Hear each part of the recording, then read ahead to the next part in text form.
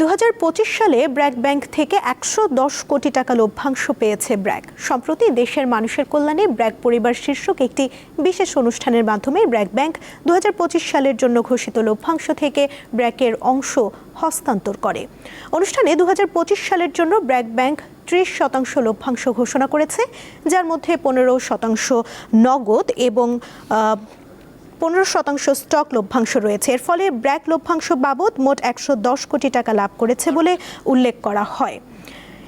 আয়োজকরা বলেন, এটি এমন একটি আদর্শ বিজনেস মডেল যেখানে একটি সফল ব্যাংক ব্যবসা করে যে লাভ পায় সেই লাভের টাকা সরাসরি বাংলাদেশের ব্র্যাকের বিভিন্ন উন্নয়নমূলক কাজ ও সামাজিক সেবার পরিধি আরও বড় করতে ব্যবহৃত হয়।